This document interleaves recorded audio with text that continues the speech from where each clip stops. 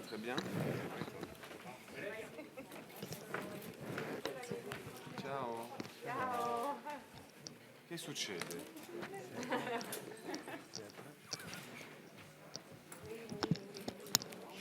Allora.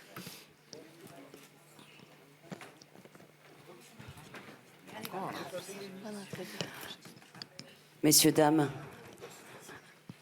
allez, comme je vous avais demandé tout à l'heure. Autrement, la conférence de presse sera trop courte, vous serez frustrés.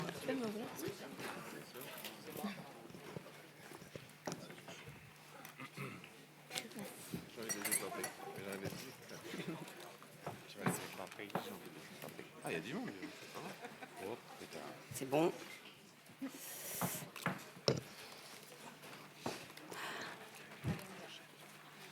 Rebonjour. Donc, nous sommes à la conférence de presse des Amandiers. Je vais vous présenter cette belle table. Je vais vous présenter toute l'équipe. Je vais commencer là-bas par le producteur Patrick Sobelman.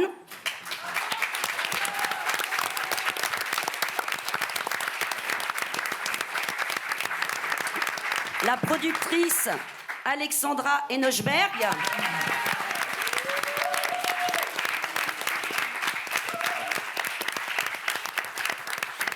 La co-scénariste du film Agnès de Sassy.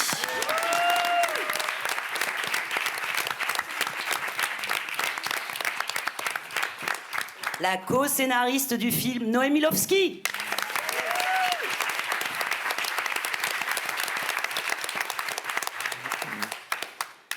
Étienne, donc, Sofiane Benasser.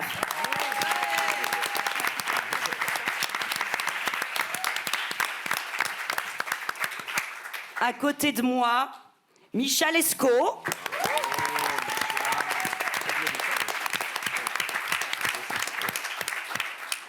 À côté de lui, Louis Garrel.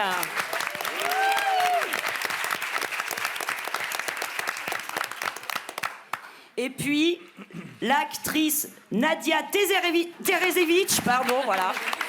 Fallait le faire.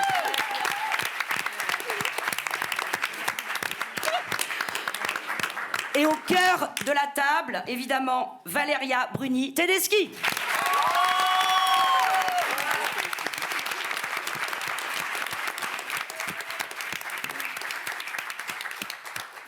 Alors, je sais qu'il y a beaucoup de questions, donc je vais juste lancer avec une question, évidemment, à la cinéaste, à la réalisatrice de ce film. Valéria, c'est évidemment même romancé, réécrit, c'est une partie de votre vie très importante, ces Amandiers. Et pourtant, je crois savoir que l'idée de faire ce film, vous ne l'aviez pas spontanément, et c'est un ami cinéaste qui vous a dit « Mais enfin, il faut raconter ça ». Oui, c'est Thierry de Peretti. Un jour, il m'a dit « Mais tu devrais faire un film sur l'école ». J'ai dit non, j'ai déjà fait un film sur le théâtre, j'ai déjà tourné aux Amandiers, j'ai balayé l'idée. Et puis, quelques années après, il m'en a reparlé un jour où j'allais pas bien. Parfois, quand on va pas bien, les choses rentrent plus dans l'oreille. Et tout de suite, 10 minutes après qu'il m'en ait parlé, je me suis retrouvée au milieu de la Gay Pride. Et ça m'a fait un effet de lien, parce que la Gay Pride, c'était... ma première Gay Pride, c'était pendant le tournage avec Noémie Lovski. C'est là où donc c'était cette époque-là, un peu après. Et quand j'en ai parlé à Noémie et Agnès, c'était une évidence pour tout le monde. En fait, c'était une idée évidente que j'avais pas eue. Et je remercie beaucoup Thierry, parce que de donner à quelqu'un l'idée d'un film, je trouve que c'est un grand cadeau, vraiment. Alors, est-ce qu'on commence d'ores et déjà les questions, parce qu'il y en a beaucoup. Qui commence? C'était là. moi. Mademoiselle. Hi, good morning. Virginia Massaldarosha for Mad Mass Magazine, Italy. Bonjour, magazine italien. So the movie focuses on theater and Votre film traite du théâtre. Ce n'est pas la première fois que vous faites un film sur le théâtre dans votre carrière, Valeria. Dans ce film, il y a beaucoup de références cinématographiques. Et il y a ma question qui est la suivante. Je me demande s'il y a beaucoup de films qui vous ont inspiré dans la préparation des Amandiers, notamment pour l'histoire d'amour entre Étienne et Stella. Oui, oui, il y a plusieurs films, et surtout Panic at Needle Park de Jerry Schasberg que j'adore. Je trouve que c'est un chef-d'œuvre, et je trouve que les deux acteurs ont un jeu totalement vrai et simple et vraiment nouveau. On sent quelque chose de nouveau dans leur façon de travailler. Jerry Schasberg les a dirigés. Voilà, c'est un peu comme quand on voit les films de Cassavetes, on voit quelques nouveautés. Et j'ai montré bien évidemment aussi des films de Cassavetes à tous les jeunes acteurs pendant la période de répétition, mais ce film-là, c'était vraiment le film le plus important pour tous les acteurs, pour l'ambiance aussi, pour le danger qu'il y avait dans ces années-là, pour un parfum, et aussi beaucoup pour Sofiane et Nadia, pour comment la drogue, l'héroïne, plus précisément, parce que c'est pas toutes les drogues de la même façon, l'héroïne arrive dans un couple et dans une histoire d'amour comme une troisième personne. Et qu'est-ce qu'on en fait de ces troisième personnes? Il y a deux différences pour eux, pour leur histoire qu'ils avaient à raconter. Une, c'est que dans le film de Jerry Schasberg, Al Pacino, le personnage d'Al Pacino met son amoureuse dans la drogue pour qu'elle rentre avec lui dans la danse, alors que la scène où Stella demande à Étienne si elle peut essayer, il a une énorme douleur qu'elle puisse lui demander ça, et une réaction de protection envers elle. C'est pour ça qu'il se cogne tellement, il est choqué qu'elle puisse donc il n'a pas du tout la même attitude. Mais une autre grande différence avec Panic at Needle Park, c'est que eux, ils ont la passion du théâtre, alors que les personnages de Jerry Schasberg, ils n'ont pas de passion. Oui, ben.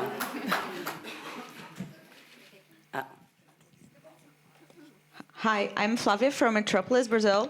Bonjour, une question du Brésil pour Madame Bruni Tedeschi. Félicitations pour votre film. Il y a une pièce très importante. Est-ce que des pièces de théâtre vous ont inspiré aussi dans ce film, ou est-ce que c'est quelque chose que vous aviez toujours pas envisagé faire? Oui, les pièces de théâtre, en général, ce film, il est plein de mon expérience de théâtre, qui n'est pas énorme non plus. C'est pas une expérience, par exemple, Michel Esco, qui est, voilà, il a vraiment une vie de théâtre. Moi, j'ai eu cette école, et puis j'ai eu de temps en temps, j'ai fait du théâtre, mais quand même, ma vie de travail a commencé avec le théâtre, a commencé notamment avec Tchekhov, qui est vraiment peut-être, oui, l'écrivain de théâtre, voilà, avec lequel j'ai commencé. J'ai commencé par jouer Nina, voilà. Et donc oui, je suis. Le film, il a été écrit on a relu des pièces, et puis on a essayé de travailler un peu aussi sur Platonov de façon un peu de nous replonger un peu aussi dans Platonov, que ça soit pas comme parfois au cinéma, on prend des petits bouts comme ça de théâtre, c'est un peu plaqué les scènes de théâtre, je trouve. Et là, on a essayé avec Louis de faire des vraies répétitions, pas de monter Platonov, parce que vraiment on n'a pas eu cette prétention. Ça aurait été bien de faire un vrai atelier où on montait Platonov, on y a même pensé un moment, mais en tout cas d'approfondir un peu les choses, que les acteurs connaissent vraiment les personnages, que ça soit pas trop superficiel. Et puis je me suis aidée de mes souvenirs. Donc, par exemple, tout le décor, c'est pas mon idée, c'est vraiment le merveilleux décor de Peduzzi, toute la mise en scène de Patrice que j'ai peut-être c'était pas exactement ça, mais en tout cas on a évoqué quelque chose qui était à l'époque vraiment très très fort. C'était une très très belle mise en scène de Patrice Platonov. Monsieur. Bonjour, Laurent Ganassia pour CNews.fr et Radio Shalom. Je voudrais poser une question peut-être à Valéria, mais aussi aux autres comédiens. C'est sur cette idée en filigrane dans le film, dans ce très beau film à la fois intime, profond, du désir, de ce désir dont dépend finalement le désir des autres, dont dépend finalement les comédiens, les acteurs. M'est revenue hier une phrase d'Agnès Jaoui qui faisait partie justement aussi de la troupe de Chéreau, qui lors d'une interview il y a quelques années a dit que l'une des raisons qui l'avait poussée aussi à être réalisatrice, c'était aussi de dépendre peut-être un peu moins du désir des autres. Et là justement à la tribune on a Noémie, Louis, Valéria qui est à la fois acteur et réalisateur. Donc je voudrais savoir finalement comment un comédien gère ce désir des autres, le désir des producteurs, le désir du public, le désir d'un cinéaste et metteur en scène de faire appel à lui. Est-ce que finalement c'est pas un peu le nerf de la guerre, entre guillemets, de cette destinée d'un comédien tout au long de sa carrière?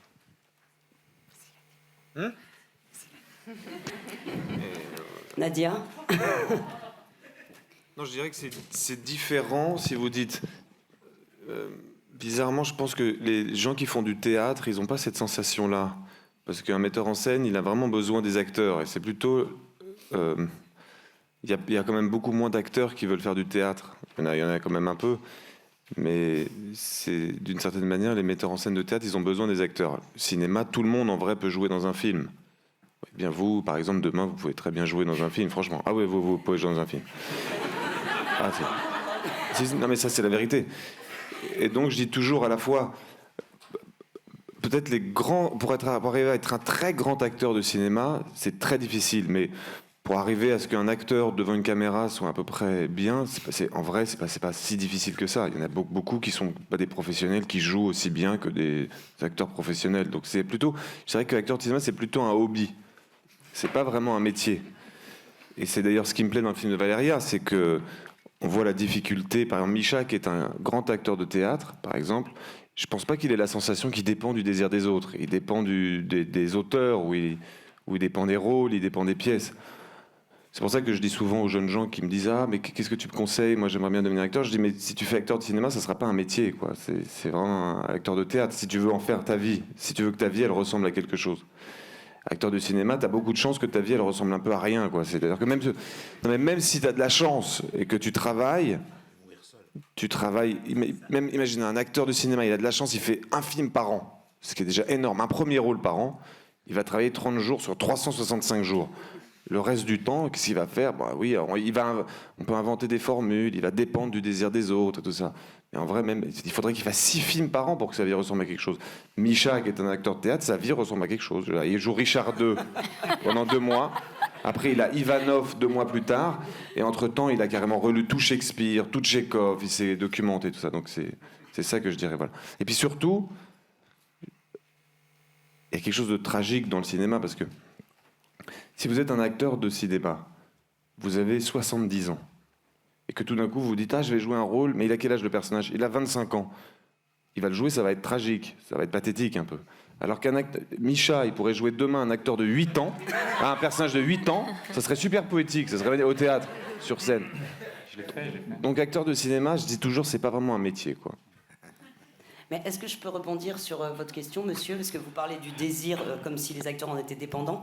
Et moi, ce que je trouve très beau dans le film, c'est aussi le désir qu'expriment ces jeunes comédiens. Et c'est même plus qu'un désir, c'est quasiment de temps en temps un discours de survie, enfin, quelque chose d'essentiel. Alors, à des endroits différents, pour épater sa mère, pour exister plus fort et tout. Ça je pourrais vous le demander aux comédiens, mais même à vous deux, aux co-scénaristes. Comment on écrit ça? Comment on met sur le papier ce désir presque vorace d'exister quand on est jeune, mais d'exister par le théâtre? Alors, je pense en essayant de retrouver le nôtre. C'est-à-dire que, avant tout, moi, je suis autrice, et j'étais de la même époque. J'ai connu l'école des Amandiers comme spectatrice. J'étais étudiante en cinéma. Nous l'étions quasiment ensemble, Noémie et moi. Nous avons vécu des choses très proches. Et puis surtout, je pense que ce besoin d'exister, cette chose essentielle de vivre, cette espérance qui est violente. Et je pense que c'est cette violence que nous avons voulu chercher, attraper et ne pas esquiver. D'une façon différente, évidemment avec moins d'éclat quand on n'est pas acteur, mais on la connaît. Je la connais très intimement. Sinon, je ne ferais pas ce métier depuis si longtemps. Et puis, nous avons aussi 5 films coécrits toutes les 3. Certains le savent, mais tout le monde ne le sait pas. Donc, les films de Valéria, et que nous avons coécrits, Noémie et moi. Et donc, nous avons aussi une sorte d'intimité très, très forte, avec, évidemment, non seulement une réflexion, mais même une porosité avec le travail d'actrice. Moi qui ne suis pas actrice, contrairement à Noémie et Louis, mais je les comprends intimement. Je comprends intimement ce besoin d'être... de vivre plus fort avec tous les risques. Comme dit Gaspard, le maître d'hôtel, ne l'oublions pas, c'est risque de finir, de finir folle et de mourir seule. Et... Voilà, il y a quelque chose de ça où on est dans une connexion très intime et très profonde, et c'est pas pour rien qu'on travaille depuis 20 ans ensemble, et que avec effectivement Tchekhov, pour répondre à votre question depuis le début, qui était quelle est la source d'inspiration, je pense que Tchekhov est une source d'inspiration pour Valéria et pour beaucoup d'entre nous qui aimons écrire, mais en tout cas dans les films de Valéria Bruni-Tedeschi, depuis bien longtemps. C'est-à-dire que là, c'est éclatant, mais depuis bien longtemps. Voilà. Moi Non, c'est ce que dit Agnès, quoi. On s'est replongé dans notre propre désir alors, en ce qui me concerne, je trouvais que le métier de comédienne était le plus beau du monde, et qu'il n'y avait rien d'autre que de dire les mots des autres avec son propre corps, sa propre voix et ses propres émotions. Voilà, quand j'avais 11 ans. Et puis après, la dépendance au désir des autres m'a fait très peur. Donc je suis passée à l'école de cinéma. Et donc ce sentiment de si on fait pas le métier dont on rêve, on en mourra. Il est partagé avec Valéria. Je pense que c'est ce que tu éprouvais quand tu es entrée aux Amandiers. Il est complètement partagé. Donc on a mêlé, on a beaucoup écouté les souvenirs de Valéria. On a mêlé aussi les nôtres, ceux d'Agnès. Et les miens. Et puis il se trouve qu'on a eu, comme disait Agnès, la chance de se connaître très jeune. Agnès et moi à l'école de cinéma, et Valéria et moi quand elle était encore à l'école des Amandiers, et moi à la Fémis. C'était on s'est connus en 88, je crois. Et voilà, on a eu la chance de connaître toute cette promotion d'acteurs et de les voir grandir, et ça nous a, je sais pas, aidé à écrire ensemble. Question suivante. Bonjour, je suis Jérôme Romain pour la bande-son sur Jet FM. Je suis ici. Je vais me mettre debout. Je trouve que c'est un très bel hommage au métier d'acteur, aux actrices et surtout aux jeunes débutants. Et justement, je voulais rebondir par rapport à tout ce qui vient d'être dit. Il y a une très belle phrase dans le film, je trouve, où vous comparez, vous dites que, dans le film, il est dit, le métier d'actrice, c'est brûler la vie. Ma question s'adresse à vous, Valéria Bruni-Tedeschi. Pensez aussi que, être actrice, c'est brûler la vie?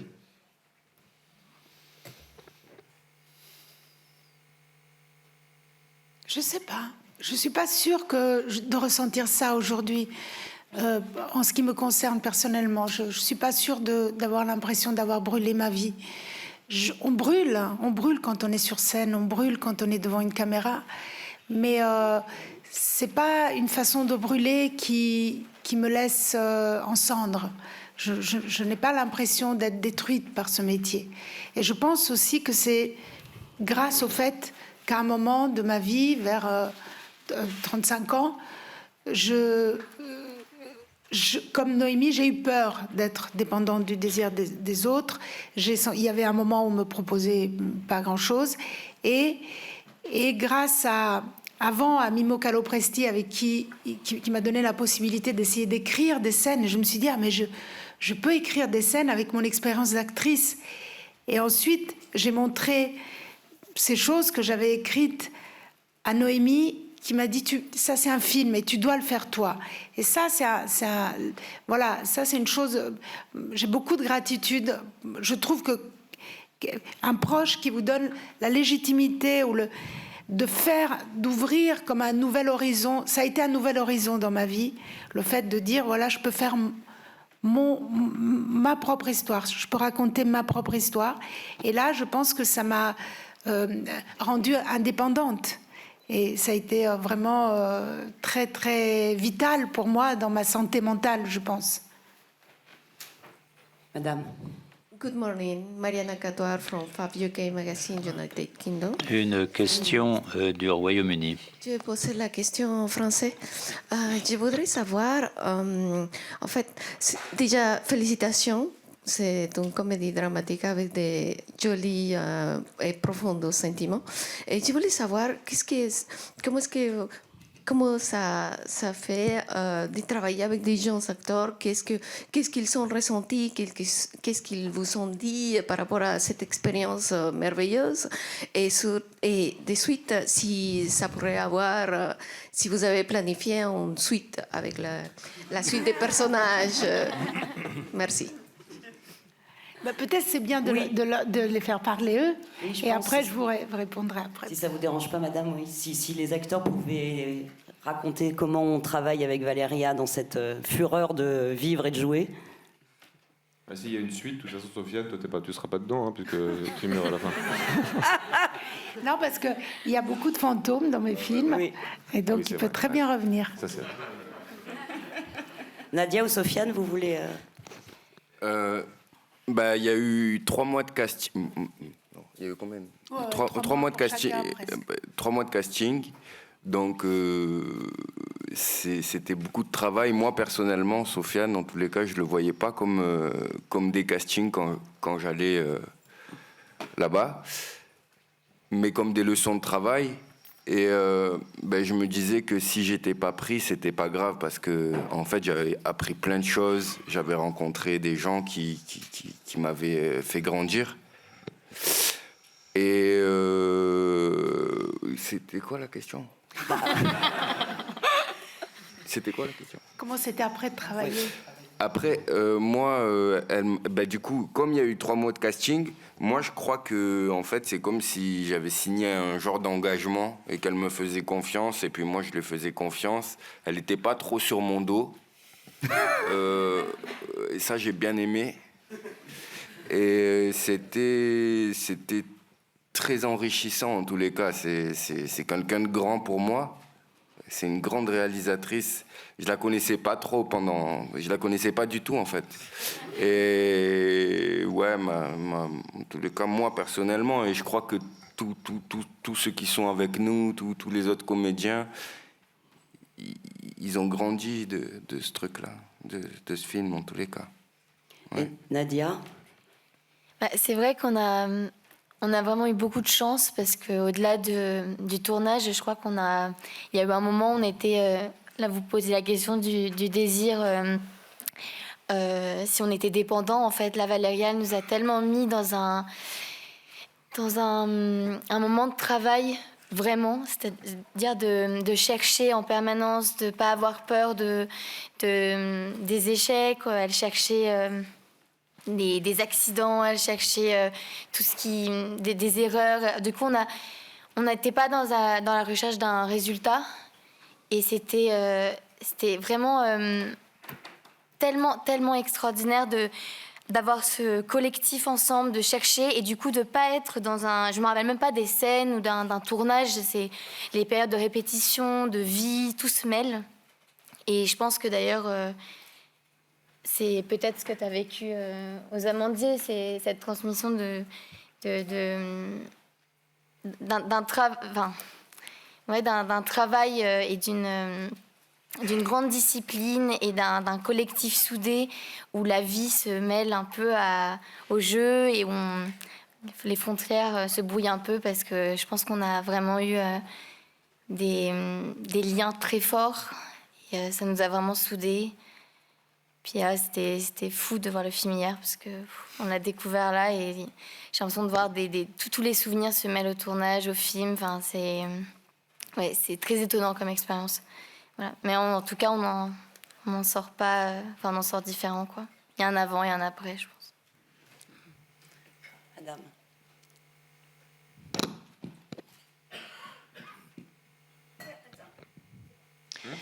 Merci beaucoup pour le film, bravo. Je suis Bridget de Radio Flamme Cherbourg et j'avais envie de vous demander, parce que le film commence avec un casting qui nous met dans l'effroi, qui nous fait rire. On se met à la place des jeunes comédiens qui espèrent obtenir le rôle et qui en font des tonnes. Alors je voulais savoir d'abord comment les jeunes comédiens ont fait pour se faire remarquer. Est-ce que du côté de Valéria, est-ce que vous avez trouvé qu'ils en faisaient de trop? Comment vous avez sélectionné vos premiers rôles et vos comédiens? Non, ils en faisaient pas des tonnes pour moi. Non, on a fait avec Marion Twitou, on a fait un casting très long. Pour moi, c'était aussi une façon de comprendre qu'est-ce que je voulais, qu'est-ce que je cherchais dans le film. Donc le casting, pour moi, c'est aussi égoïstement une façon de chercher le film. Et on se disait avec Marion comme ça, un peu pour rire, on se disait, bon, on fait un peu comme eux, on cherche à faire notre troupe à nous, comme si on faisait une école, nous aussi. Même si je ne me compare pas à cette école, mais voilà, on essayait de trouver un groupe, et donc pas spécialement les acteurs qui jouaient le mieux, ou c'était des personnalités. Comme nous, ils nous avaient choisis aux Amandiers, c'était vraiment, on était comme des... Ils avaient pris des gens, des personnalités, des personnes, donc... Alors j'ai eu parfois des coups de foudre pour des jeunes gens qui sont pas dans le film, parce que je cherchais aussi un groupe, des chimies qui allaient bien ensemble, et je cherchais aussi des couples. Je cherchais le couple Stella-Étienne, je cherchais le couple Étienne-Franck, je cherchais le couple Stella-Adèle. Donc c'était aussi voilà, c'était tout ça je faisais parfois les chaises musicales. Je faisais une actrice, je l'essayais dans plusieurs rôles comme ça. Mais tout ça, c'était quand même très gai. J'aimerais rebondir moi, après, pour les jeunes gens qui n'ont pas... C'était difficile au moment de dire non. Le moment de dire non aux jeunes gens était très difficile. Madame, vous avez dit tragicomédie. Enfin, c'est vrai qu'il y a vraiment quelque chose de... C'est dans tout votre cinéma, mais là, d'autant plus parce que c'est quand même un sujet tragique, enfin, qui va vraiment vers la tragédie. Et il y a des moments d'humour, de comique, de fou rire, même vraiment niché dans les scènes les plus tragiques. Par exemple, même la scène dans la salle, enfin, dans les toilettes où ces jeunes filles imaginent avoir le sida et tout, et pourtant c'est quasiment... Enfin, comment vous... C'est vraiment un naturel chez vous de mêler ça, comme c'est une chose. Déjà, à l'écriture, avec Noémie et Agnès, on se bat contre l'esprit de sérieux et contre voilà, on essaye pas d'écrire des scènes drôles obligatoirement, mais de laisser que l'humour de la vie entre dans les scènes, et parfois, oui, de pousser un peu les scènes pour qu'elles en arrivent à un paroxysme qui est à la fois vrai mais qui devient drôle. Et donc ça, on le fait depuis des années, parce qu'on en a besoin comme spectatrice. On a besoin de rire, même dans la vie, on a besoin de rire. Et donc on se dit, pareil quand on écrit, et pareil pour les spectateurs qui vont... c'est comme de l'oxygène. Et puis après, pendant les répétitions et pendant le casting, j'ai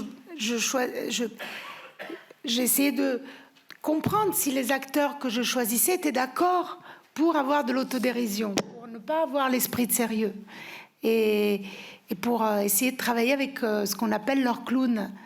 Il y en a pour qui c'est plus facile, il y en a pour qui il fallait investiguer un peu, mais voilà, c'était important pour moi. Si je peux ajouter juste une phrase, c'est Tchekhov, justement, le maître, qui disait « Le ridicule est l'état naturel de l'être humain ».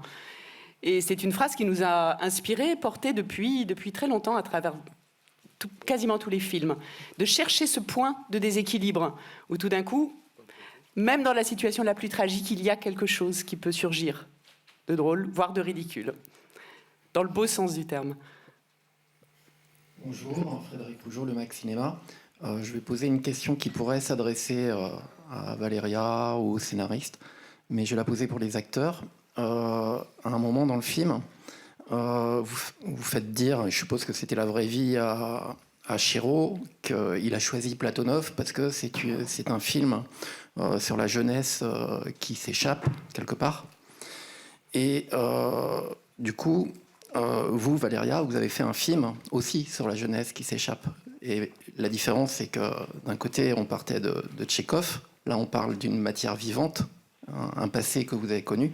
Donc ma question, c'est comment on passe de Tchekhov à cette matière vivante, et comment on passe aussi de Chéreau, le personnage, qui est un personnage aussi important dans le film, à Valeria Bruni-Tedeschi en tant que mise en scène.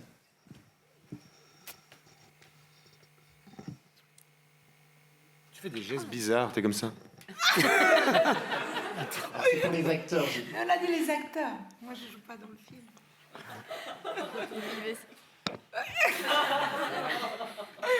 J'ai pas très bien compris la question. Tu crois que j'ai compris la question, moi? J'ai pas.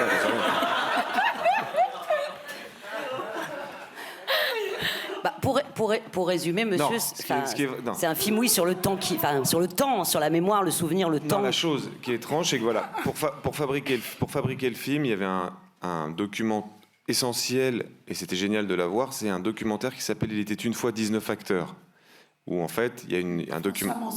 François Manceau, qui est un documentariste, qui est allé, au moment donné où Chéreau a fait son école, et a fait des portraits des acteurs, des portraits de Chéreau au travail, et des portraits même. Il y a eu Jacques Doyon qui est intervenu dans l'école, qui a fait un film, donc il y a un film d'1h30, où il y a carrément des interviews lunaires de Valeria Bruni-Tedeschi qui dit des trucs complètement fous. Et donc... Et de Laurent Gréville, de Thibaut de Montalembert, donc c'était extraordinaire, parce que c'est comme si on avait les archives de l'école pour travailler. Il y avait même des archives de Patrice Chéreau en train de diriger. Et Patrice Chéreau en train de diriger, c'est un spectacle en soi.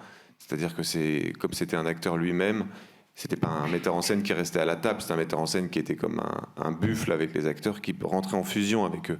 Donc il y avait surtout aussi tout ça. Tout le monde sait, quand un acteur commence un film, il sait si l'histoire du film est arrivée au metteur en scène. Quand c'est pas arrivé au metteur en scène, on peut tout à fait arriver à faire un bon film. Mais en tout cas, quand l'histoire est arrivée au metteur en scène, comme c'est le cas avec celui-là, on est d'une certaine manière porté par quelque chose en plus qui s'appelle un truc un peu plus sacré, peut-être. Quand on se met à jouer, il y a quelque chose de l'ordre du sacré qui se met en place automatiquement, parce qu'on sait que c'est comme peut-être une chose de fantôme, ou j'en sais rien. Donc il va falloir être... je pourrais pas le théoriser, mais en tout cas, ça, je peux le sentir. Donc on savait que toute l'histoire appartenait très fort à Valéria, et surtout, même si les personnages du film... Alors moi, je devais interpréter Patrice Chéreau, donc on sait qu'il a existé. Même si les personnages du film sont inspirés, quand même les acteurs, ils ont joué à qui je joue, qui est la personne que je joue, quoi. Donc il y avait cette espèce de jeu-là, qui est quasiment un truc de vaudou, un peu. Il y a un truc un peu vaudou, un peu... Et ouais, c'est presque un truc de transe bizarre. Non, mais de savoir que les gens... que les personnages qu'on interprète, en fait, ont existé réellement dans la vie. Il y a un truc un peu étrange, parce que forcément, on se dit, on a des comptes à leur rendre. On a des comptes à rendre, toujours quand on joue un film, et là, doublement. On a vraiment des comptes à rendre à leur vie. Enfin, on pense forcément... à un moment donné, ils vont voir le film. Donc Voilà. Moi, j'ai pris des avocats, je pense que certains autres aussi. Valéria aussi. Est-ce que vous voulez intervenir justement sur cette question de jouer les souvenirs et que ça devient sacré? Parce qu'on n'a plus le temps de vous donner la parole. On vient de me dire que c'est fini, mais si Nadia ou Étienne ou Micha, vous voulez parler de ça encore, juste ça, cette notion d'être la chair des souvenirs de quelqu'un d'autre. Il y a une grande responsabilité. Il y a une responsabilité de l'ordre. Je ne sais pas vraiment comment. C'est tellement personnel, c'est tellement intime, et en même temps, c'est une école qui est mythique, dont tout le monde parlait en dehors et à l'intérieur, et du coup, il y avait une responsabilité envers l'école, envers les acteurs, ce qu'ils ont vécu là-bas, et après, il y avait le trajet personnel aussi et la vie enfin, en tout cas, là, je parle pour moi, mais en tout cas, le traget de Stella et toute la trajectoire qu'il y a à l'intérieur de l'histoire de l'école. Le parallèle, il fallait trouver... c'est difficile parce qu'il fallait trouver un entre-deux entre le personnage et puis forcément, en tout cas, je parle pour moi, en aucun cas, Valéria m'a dit de l'imiter, jamais. Et en même temps, c'était plus un endroit où elle disait un terrain glissant, quoi, d'emmener vers un endroit où on est dans une fièvre. Elle disait toujours, il ne faut pas que tu aies 38 degrés, c'est 41 de fièvre, toujours. Et puis c'est au bord du précipice pour que quand on dit action, là, tu es dedans. Et c'était toujours... en fait, c'est plus des énergies et une manière de tout ce qu'elle a vécu avec les autres acteurs, cette énergie, je pense qu'ils avaient et qu'on ne pourra jamais comprendre parce qu'on ne pourra jamais savoir ce qu'ils ont vécu pendant ces années-là. Mais en tout cas, nous, avec le groupe et avec Valéria, on a essayé de ressentir cette énergie, ce trajet, ces envies, les nôtres du coup, mais je ne sais pas si c'est clair. Je crois que Noémie veut répondre. Avec Nadia, il y a eu un moment très effrayant vers la fin du tournage où il y avait la répétition, enfin le moment où on allait bientôt jouer la pièce de Tchekhov. Et en fait, Valéria a donné à Nadia une de ses robes qu'elle avait portée au moment donné où elle jouait la pièce avec Chéreau. Et donc, à un moment, Nadia est arrivée et en fait, je l'ai confondue. Tout d'un coup, j'ai pensé que je parlais à Valéria et en fait, c'était Nadia. Ça a commencé à... C'est non. Cette mesure-là où c'est un peu vaudou et tout, c'est bien un truc qui est bizarre. Parce que Nadia, tout d'un coup, alors qu'elle se ressemble, franchement, d'un point de vue géométrique, pas vraiment. Et puis... si. Géométriquement, le visage n'est pas le même, vous voyez bien. Mais en tout cas, Nadia, bizarrement, à un moment donné, ressemblait très violemment à Valéria. Non, mais violemment dans le sens où c'était... Non, mais c'est vrai, il y avait quelque chose de très beau.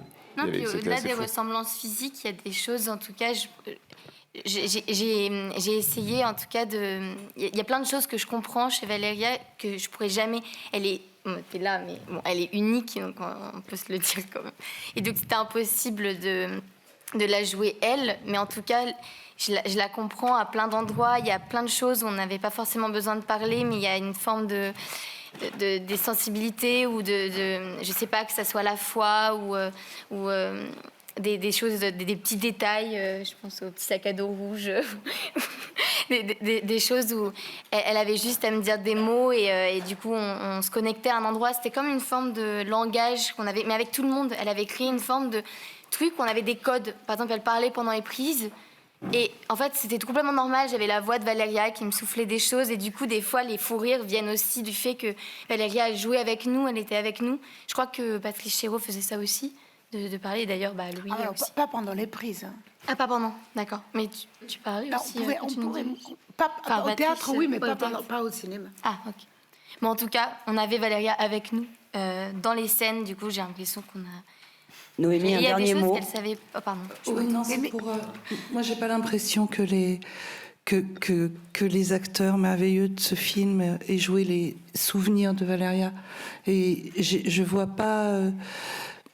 en tout cas, quand je vois ces personnages incarnés par chacune des actrices et des acteurs du film, qui sont extraordinaires, excuse-moi, Louis, je vois un mélange des sources d'inspiration, des gens qui ont été sources d'inspiration, de Valéria et de Sofiane, de Nadia, de Clara, de Liv, voilà. Alors après, la question s'est longtemps posée de est-ce qu'on gardait le nom de Patrice Chéreau, enfin les noms de Patrice Chéreau et de Pierre Roman. Et il a été décidé de les garder parce qu'ils sont comme des légendes pour nous aujourd'hui, mais aussi pour les personnages du film. Et voilà, il y a une personne qui doit être dans la salle, qui s'appelle Anne Veil, et qui est la monteuse du film, et qui, à sa façon, à sa place, à son travail, a aussi coécrit le film et a aussi grandi tous ces acteurs. Voilà, elle est là, Anne Veil, je crois qu'on peut la saluer.